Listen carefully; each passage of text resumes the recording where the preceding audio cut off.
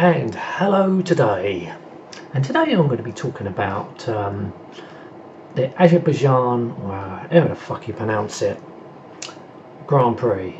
I think last year it was called the European Grand Prix of Baku, or because it's here held in Baku, but the country's Azerbaijan. I can't fucking pronounce it.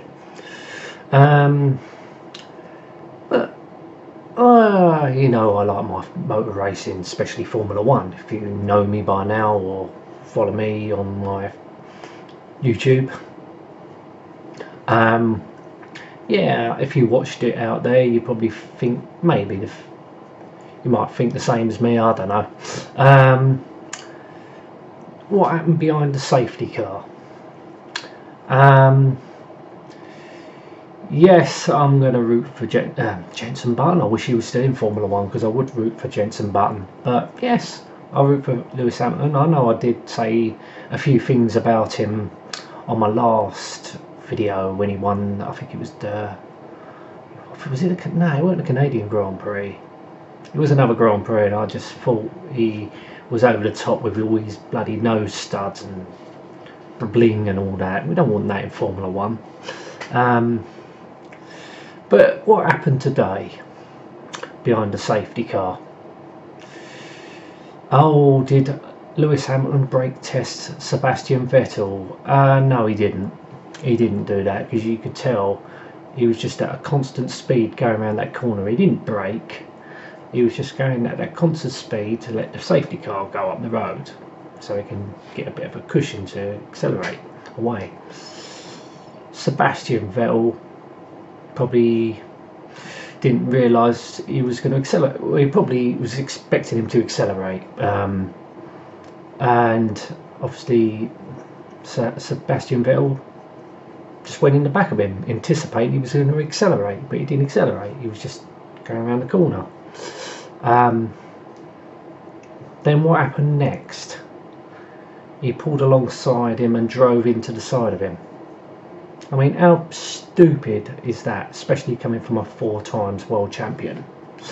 Behind the, you know, going slowly, and you just drive into the side of him. Luckily, he didn't take both cars out of the race. That could have easily happened. Could have taken more cars out of the race.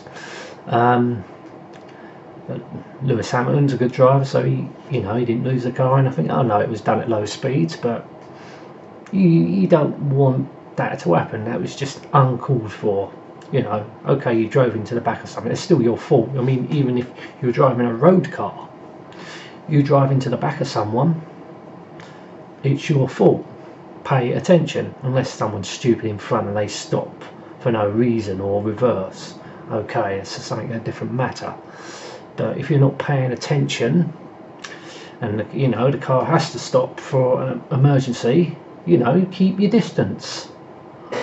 Simple as that.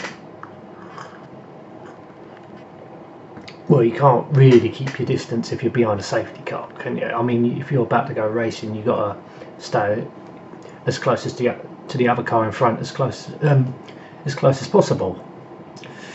So, well, basically, you got to think: is he going to stop? He didn't brake test him. He didn't brake. He slowed to the corner and just didn't accelerate. He didn't brake test him. No, that was just totally Sebastian Vettel's fault. Should have been aware. Obviously, I didn't see what happened after that, and I mean, it was pretty unfortunate for Lewis Hamilton to have the seat rest or the safety thing round his neck come loose. I mean, that is pretty unfortunate that happened. He could have won that race easily. But I noticed they took that penalty when Lewis Hamilton come in. I suppose that was fair in a way, but they should have made that penalty clear before that. I don't know how Sebastian Vettel got out in front. I was quite surprised about that.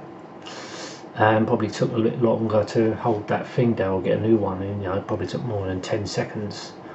But that's pretty unfortunate, that was. But we saw Daniel Ricciardo win it, who's always great. He's a favourite, he's a good driver. favourite with the crowd, so good personality, good driver. Valtteri Bottas was quite lucky. Well, I'll say lucky, I mean he got a better drive and just overtook Lance Stroll. He did really well. Hope to see him go up there, be up there a few times more. Hopefully the Williams car will get better, same with the McLaren. They honestly need to change their engine, ditch Honda. I'm not too sure about going with Mercedes though, because you know the works team's always going to get the best engine and all the other teams are just going to get all the leftovers. But what can you do? They've had probably the most experience and the most success, so if McLaren can produce a good car, which they can, let's see Fernando Alonso up there. I don't know why I'm only drinking tea, why am I stuttering my words? Yeah, it was a good race. I quite enjoyed it, apart from, I mean, Sebastian Vettel should be setting the standards there, which with most experienced drivers they should be setting, you know, an example, not to do something like that, drive into a car.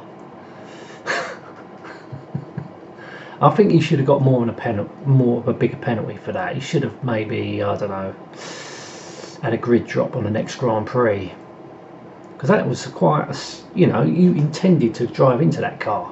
It's not an accident, not a racing accident. Even like racing accidents, and you know, you don't intend to do it, you just, you know, crashes happen, and sometimes it's a silly mistake you make, but that is serious. He intended to drive into him on purpose. I think you should have got more than a 10-second stop and go penalty for that, because that's not acceptable driving. You don't drive into another driver. I mean, if that was on a road, you lose your no claims bonus for that. Road rage. Yeah, I mean, what I mean, if you watch Formula 1, what is your take on it? I honestly think Sebastian Vettel's in the wrong.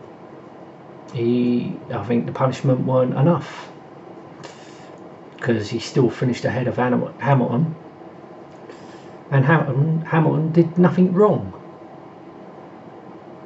That's it. That's what I'm going to say, and I'm going to end it there. So thank you so much for watching. Till next time, and goodbye.